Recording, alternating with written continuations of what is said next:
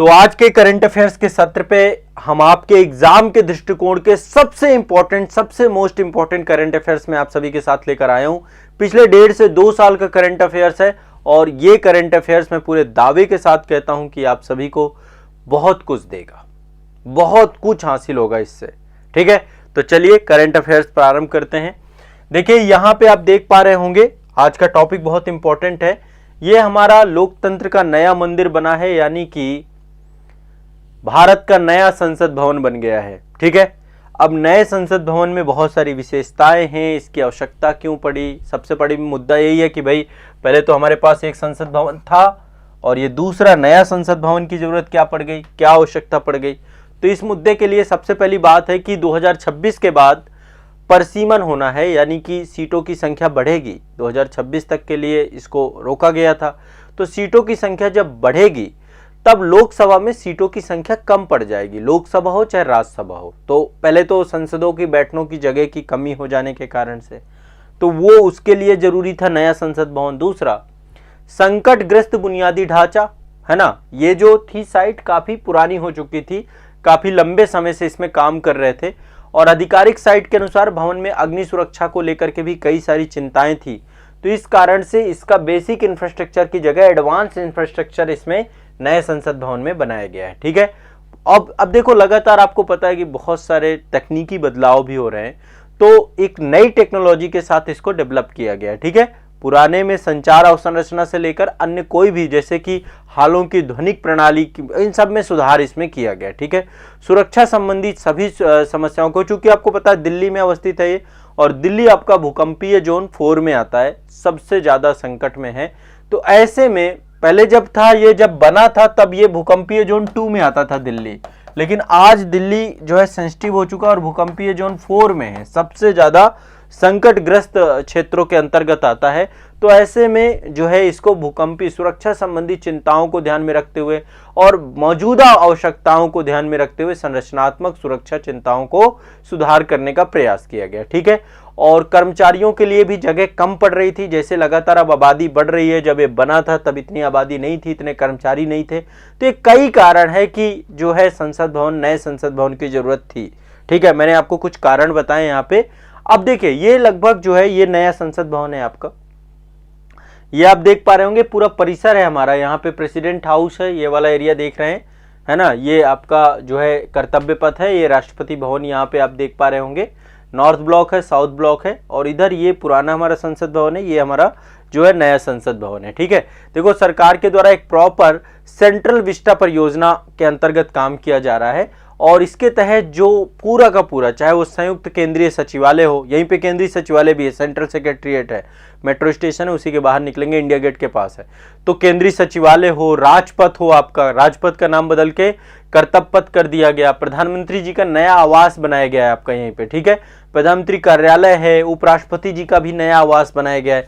तो एक बड़े स्तर पे इस पे कार्य योजना चल रही है। पूरा सेंट्रल विस्टा प्रोजेक्ट, पहले लुटियंस दिल्ली थी ये, अब सेंट्रल विस्टा के तहत इसमें काम बहुत अच्छे से किया जा रहा है। ठीक है, तो इसका जो है आपको पता होगा कि नए संसद भवन का जो एक तरीके से प्रधानमंत्री नरेंद्र मोदी जी के द्वारा इनॉग्रेशन किया गया था नई पार्लियामेंट बिल्डिंग का, 28 मई को किया गया था।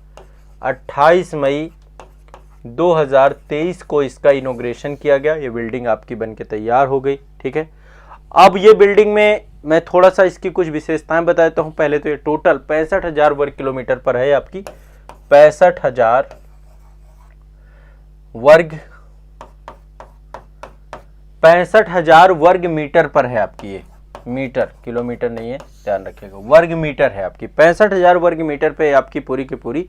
इसका आकार त्रिकोणीय है। आकार इसका कैसा है, ये पहले गोलाकार थी, इसको त्रिकोणीय बनाया गया है। ठीक है, त्रिकोणीय आकार का। क्यों? क्योंकि जो जगह है ना, गोलाकार में थोड़ा सा जगह ज्यादा लगती है, त्रिकोणाकार में मतलब कि जगह का सबसे ज्यादा उपयोग हो जाता है और कम जगह में भी आप एक बड़े इंफ्रास्ट्रक्चर को डेवलप कर सकते हैं, तो जगह का इष्टतम उपयोग सुनिश्चित हो जाए, है ना। अब इसमें देखिए एक तरफ लोकसभा है, एक तरफ राज्यसभा है। ठीक है, अब लोकसभा और राज्यसभा की संख्या में सीटों की संख्या को बढ़ाया गया है। पहली बात एक चीज ध्यान रखिएगा, लोकसभा जो आपकी बनी है इसकी जो थीम है पूरी की पूरी, ये राष्ट्रीय पक्षी मोर के तर्ज पे है। आप कभी देखिएगा अंदर मोर के पंख टाइप में, मतलब वो पूरा अंदर से उसको राष्ट्रीय पक्षी मोर के, ठीक है। और राज्यसभा जो है ये राष्ट्रीय पुष्प कमल की थीम पे है, तो ये एक ध्यान रखिएगा, ये कमल की थीम पे है और ये मोर की थीम पे है। मतलब अंदर का जो पूरा का पूरा इंटीरियर है उसको मोर की लोकसभा, मोर क्योंकि हरे कलर का पूरा रहता है, और राज्यसभा आपका कमल का है। आपको पता होगा कि यहाँ पे ग्रीन कारपेट होता है और यहाँ पे रेड कारपेट होता है। क्यों? क्योंकि ग्रीन का मतलब है हरियाली, हरियाली का मतलब है जो जमीन से जुड़ी हुई चीजें हैं, है ना। आपको पता है कि बहुत जो है जो चुने हुए प्रतिनिधि होते हैं, जनता के प्रतिनिधि यहाँ पे आते हैं, और जनता के प्रतिनिधि जो हैं एक तरीके से ये मान के चलिए कि वो जो चुने हुए सदस्य हैं वो जमीन से जुड़े होते हैं। किसान आते हैं, कोई भी यहाँ पे चुन के आ सकता है लोकसभा में, इनकी उम्र भी 25 साल मिनिमम है। और यहाँ पे क्या है, राज्यसभा जो एक तरीके से एलीट क्लास को रिप्रेजेंट करती है, जहाँ पे समाज का बुद्धिजीवी वर्ग आता है। तो यहाँ पे रेड कॉर्पेट है, यहाँ पे ग्रीन कॉर्पेट है ना। तो राष्ट्रीय पंक्षी मोर ग्रीन कलर में, वो माप हाँ हरे रंग में पूरा का पूरा उसको उस तरीके से, और ये लाल रंग में कमल को। तो यहाँ पे ये ध्यान रखिएगा, इसको लेकर के भी आपको आइडिया लगाना है। यहाँ पे सीटें टोटल 888 कर दी गई हैं, अभी 545 के आसपास लोग हैं, ठीक है, जो है अब इसकी 888 सीटें कर दी गई हैं, यानी कि अब पर्याप्त सीटें हो जाएंगी, कोई दिक्कत नहीं है। इसके बाद जो है जो राज्यसभा, इसमें 338 सीटें नई बनी है, 338। तो यहाँ पे भी संख्या बढ़ेगी तो कोई दिक्कत, माफ करिए 348 है, 348। यहाँ पे 888 है, यहाँ पे 348 है। और जो ज्वाइंट सेशन है, मान लीजिए ज्वाइंट सेशन किया जाएगा, तो ज्वाइंट सेशन में 1272 लोगों के लिए सीटें बनाई गई हैं संयुक्त के लिए।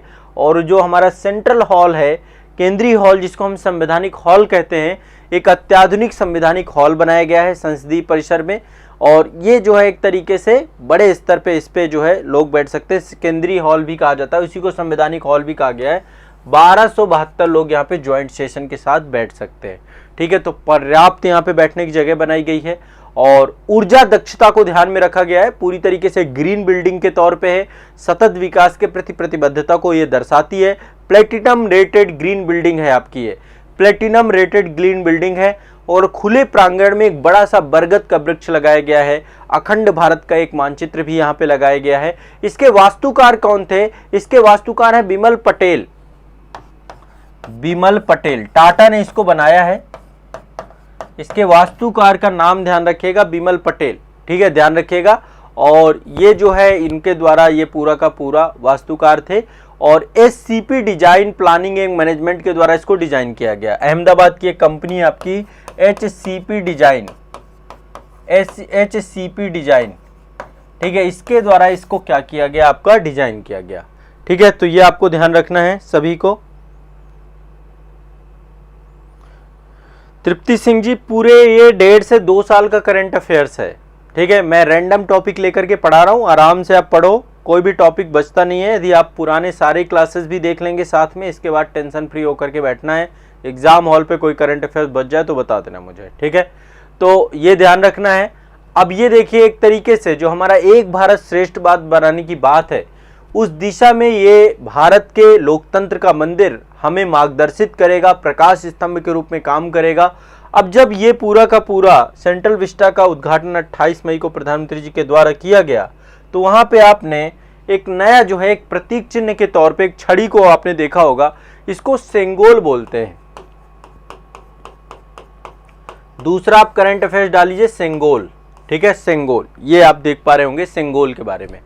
देखो सेंगोल जो नाम लिया गया है ना, कुछ इस तरीके से आप इसको देखिए, ये प्रधानमंत्री जी के द्वारा इसको धारण किया गया था, फिर स्थापित किया गया इसको, ठीक है, वहीं पर स्थापित भी किया गया सेंगोल को। ये आप इमेज देख पा रहे हैं सभी लोग, ठीक है, कुछ ये है आप देखिए। अब ये इसके बारे में बड़ा विवाद भी हुआ, बहुत सारे लोगों ने बात पे तो एक तो विवाद हो जाता है हमारे यहाँ, सबसे बड़ी समस्या तो ये है। सेंगोल एक तरीके से तमिल शब्द सेम्मई से लिया गया है, तमिल शब्द है सेम्मई, उससे लिया गया है। अब सेम्मई का मतलब होता है धार्मिकता, थोड़ा सा जो है ये आपका धर्म से जुड़ा हुआ, धार्मिकता, ठीक है। अब इसके बारे में थोड़ा सा मैं ऐतिहासिक तौर पे बताऊं। ऐतिहासिक तौर पे जो चोल राजवंश था कहां पे था? तमिलनाडु में, ठीक है। चोल राजवंश के दौरान एक राजा दूसरे राजा को सत्ता सौंपने के समय राजदंड के प्रतीक के तौर पे सेंगोल का प्रयोग पहली बार किया गया। ये क्या है? राजदंड, मतलब जब राजतंत्रात्मक सरकार होती थी तब इसका प्रयोग किया गया। लेकिन जब आधुनिक समय आया, जब मतलब देश की आजादी हुई, तो पहली बार अंग्रेजों के द्वारा भारत के पहले प्रधानमंत्री जवाहरलाल नेहरू को 1947 में जब सत्ता हस्तांतरण की गई थी तो सेंगोल को प्रतीक के तौर पे दिया गया था। ये आपका न्याय का, जस्टिस का प्रतीक है, लोकतंत्र में नागरिकों के प्रति जवाबदेही का प्रतीक है।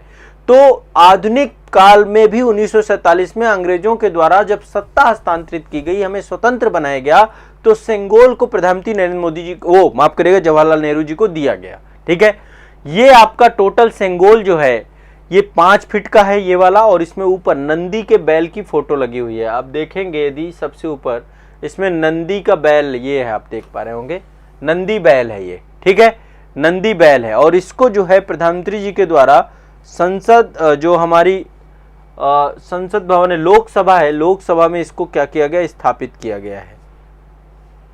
ठीक है, लोकसभा में इसको क्या कर दिया गया है? स्थापित कर दिया गया, वहीं पर जो है इसको इस्टेब्लिश किया गया है। तो ये ध्यान रखिएगा, इसको लेकर के कोई बड़ा मतलब कि आप लोगों को बस जानना है ये क्या है, एग्जाम में पूछा जा सकता है, तो एग्जाम के व्यू पॉइंट से ही मैं आपको इसके बारे में बता रहा हूँ। ठीक है, तो सेंगई शब्द से लिया गया जिसका मतलब है धार्मिकता, और ये ऐतिहासिक तौर पे पहले चोल शासकों के द्वारा सत्ता हस्तांतरण के तौर पे दिया जाता था। ठीक है भाई, स्पष्ट है ना सभी को? इतना समझ में आता जा रहा है ना? एक बार थोड़ा सा हैंड रेज करते जाए, सभी लोग बताते जाया करो भाई, थोड़ा सा मुझे भी आइडिया लग जाता है ना। हाँ,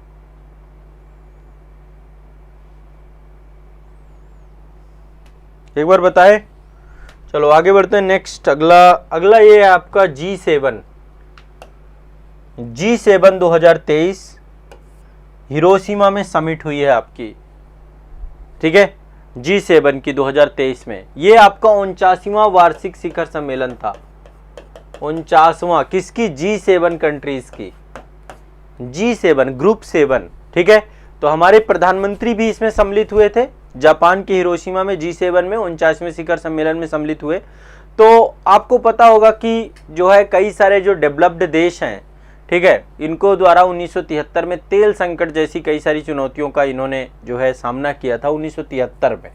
तो इन देशों के नेताओं के द्वारा अर्थव्यवस्था, मुद्रा, व्यापार, ऊर्जा, इस नीति पर व्यापक चर्चा करने के लिए एक मंच बनाने की आवश्यकता हुई, और ये विकसित राष्ट्रों का एक मंच है। सारे विकसित तो नहीं है इसमें, लेकिन ये है कि 7 देश तो हैं, पहले 8 हुआ करते थे लेकिन रूस को हटा दिया गया। इसमें विकसित अर्थव्यवस्थाएं हैं ये सारी, तो एक तरीके से इकोनॉमिक तौर पे भी एक दूसरे के लिए यहाँ पे बैठते हैं आपके। क्लियर है, स्पष्ट है? तो ये ध्यान रखिएगा। तो तत्कालीन उस समय फ्रांसीसी राष्ट्रपति थे जिनका नाम था गिस्कार्ड डी एस्टाइन।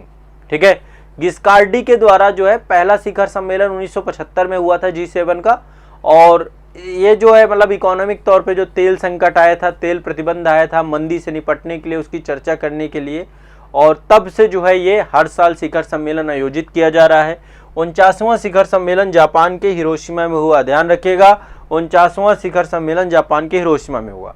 अब जो मुद्दे होते हैं इंपॉर्टेंट, जैसे इंडो पैसिफिक रीजन है, अब ये पूरा प्रशांत महासागर क्षेत्र में हो ही रहा था, तो इंडो पैसिफिक को लेकर के चर्चा करना कि भैया यहाँ पे एक जो है फ्री इकोनॉमी रहे, सब कुछ रहे, गरीबी के बारे में चर्चा करना, जलवायु परिवर्तन के बारे में चर्चा करना, परमाणु निशस्त्रीकरण के विजन की बात करना, पेरिस समझौते की बात करना, जो WHO के ढांचे को और मजबूत बनाना, इन सभी मुद्दों पर यहाँ पे चर्चा हुई। ठीक है, और हमारे प्रधानमंत्री भी सम्मिलित हुए थे। तो आपको पता है हमारे प्रधानमंत्री भी हर जगह जाते हैं, समावेशी खाद्य प्रणाली विकसित करने को लेकर बोल के आए हैं, मोटे अनाज को अपनाएं सभी लोग, इसको लेकर बोल के आए हैं, वैश्विक उर्वरक के बारे में चर्चा करके आए, खाद्य सुरक्षा को लेकर चर्चा कराए हैं। तो ये आपको ध्यान रखना है। ठीक है, तो विश्व की 7 औद्योगिक अग्रणी औद्योगिक देशों की अनौपचारिक समूह के तौर पे ग्रुप 7 आपका है। इसका 49वीं बैठक जापान के हिरोशिमा में हुआ है, ये ध्यान रखना है सभी को। क्लियर है, स्पष्ट है? चलिए, ना तो इसका कोई चार्टर है, ना तो इसका कोई सचिवालय है। ठीक है, प्रेसिडेंसी हर वर्ष किसी न किसी देश के पास रहती है, इस साल जापान के पास थी। अब आप मुझसे कहेंगे सर जी नाम तो बता दो, सारे के सारे नाम लिख लो G7 कंट्री के। नंबर 1 कनाडा, कनाडा है, जापान है, ठीक है, USA है, ठीक है, बस इसमें रूस नहीं है बड़ी अर्थव्यवस्था के तौर पे, लेकिन मैं आपको सारी की सारी बता दूंगा। ठीक है, फ्रांस है, जर्मनी है, इटली है। ठीक है, कितने हो गए टोटल? एक और बचा, यूके बचा, यूनाइटेड किंगडम बचा, 7 हो गए आपके। Canada, Japan, USA, France, Germany, Italy और यूके, ये टोटल 7 देश हैं इसमें। ठीक है, 2014 में क्रीमिया को जब पूरी तरीके से इन्वेड कर लिया था रूस ने, तो रूस को बाहर कर लिया गया था। ठीक है, ध्यान रखिएगा। G7 के अलावा आप कहेंगे मोदी जी कैसे पहुंच गए, तो भैया बहुत सारे आमंत्रित देश भी होते हैं, आमंत्रण भी जाता है, और मोदी जी को तो आमंत्रण जाएगा ही जाएगा, तो ये ध्यान रखिएगा। क्लियर है, स्पष्ट है सभी को, है ना? बड़ा बाजार है भैया, इंडिया तो बुलाएंगे ही। अब इंडिया की पूंछ हर जगह है, पूरे विश्व में इंडिया इंडिया हो गया है। ठीक है, तो इसलिए मोदी जी भी पहुंच गए। ये है साथ सब खड़े महापुरुष। चलिए आगे चलते हैं। आरबीआई से एक न्यूज है।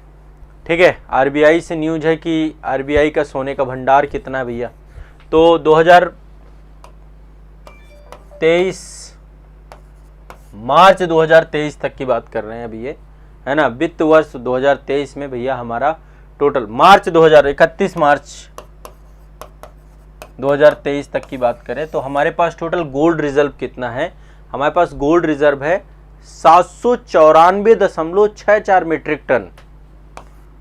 794.64 मीट्रिक टन, इतना सोना है भारत के पास, मीट्रिक टन।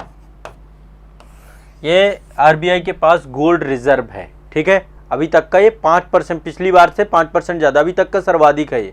ठीक है, इतना सोने का भंडार है हमारे पास टोटल। क्लियर सभी को? कुल सोना भंडार कितना? 794.64 मीट्रिक टन, ये सोना है देश का। और विदेशी मुद्रा भंडार कितना है? मतलब यही 31 मार्च 2023 तक के डेटा की बात करें तो फॉरेक्स रिजर्व है हमारे पास 578.44 बिलियन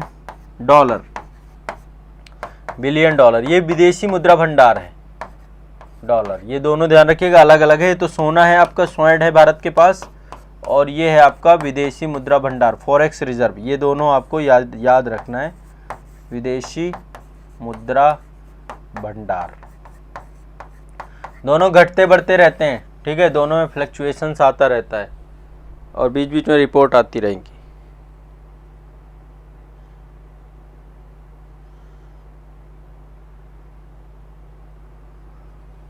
भाई सब पहुंचेंगे भाई, रूस के खिलाफ तो सब खड़े हैं, जेलेंस्की भी पहुंचेंगे। ठीक है, तो ये आपको ध्यान रखना है। क्लियर है, स्पष्ट है सभी को? तो सोने का भंडार बढ़ गया भारत का। ठीक है, आगे चलते हैं अगला करंट अफेयर्स पे। नेक्स्ट करंट अफेयर्स, हाँ ये फॉरेक्स रिजर्व भी बता दिया मैंने। देखो, एक तमिलनाडु में एक गेम होता है, खेल होता है, इसका नाम है जल्लीकट्टू। क्या नाम है? जल्लीकट्टू। ये पारंपरिक रूप से तमिलनाडु में जब पोंगल फसल उत्सव के रूप में खेले जाने वाला खेल है। तो इसमें क्या किया जाता है? सांडों को बस में किया जाता है। अब सोचो अपने आप में, ये पशुओं के प्रति क्रूरता भी है, और क्रूरता होने के साथ साथ मानव के जीवन में संकट भी है।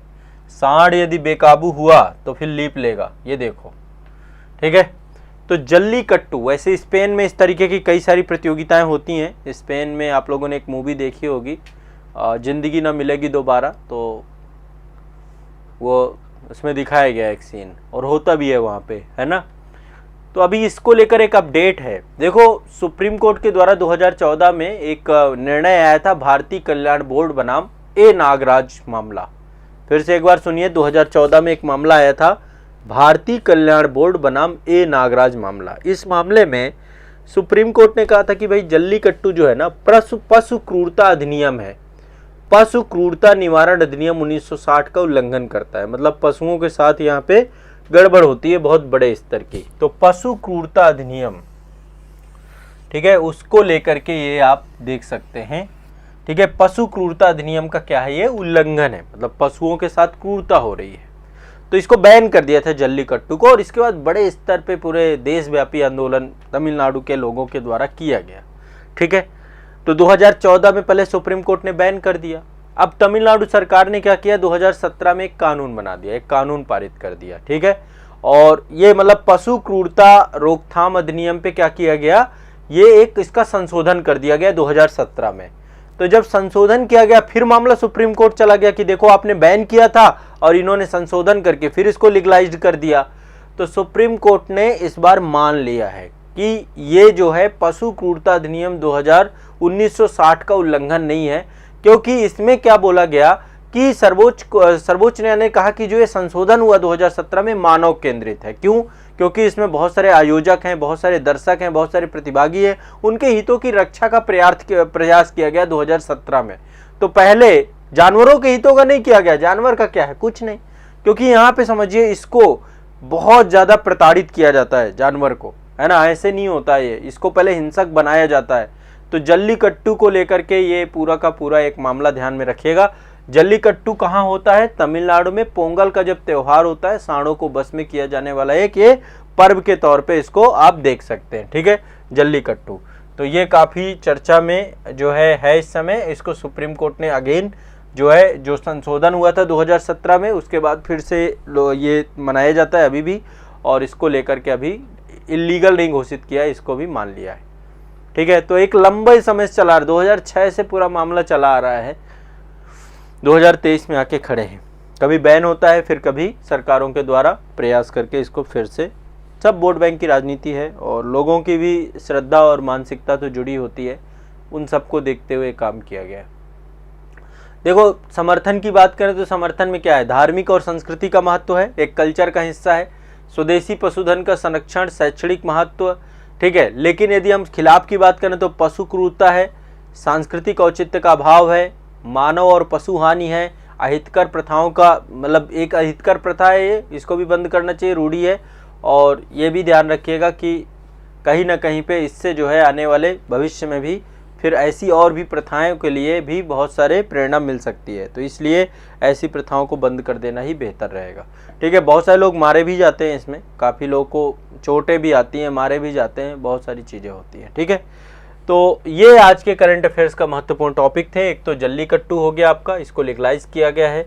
बाकी ये गोल्ड रिजर्व और फॉरेक्स रिजर्व के बारे में बात हो गई, G7 के बारे में बात हो गई, ठीक है। इसके बाद सेंगोल के बारे में बात हो गई आप लोगों से, और इसके बाद हमारा जो सेंट्रल विस्टा प्रोजेक्ट है उसके बारे में चर्चा हो गई, ठीक है। तो ये प्रॉपर आज के करंट अफेयर्स की महत्वपूर्ण चर्चाएं थी। आप सभी ने इसको देखा, अच्छे से किया, बस अब इसको रिवाइज कर लो। जितना कराता जा रहा हूँ रिवाइज करते जाओ, बस इतनी सी बात है। बस इतना रिवाइज कर लोगे, काम हो जाएगा, ठीक है।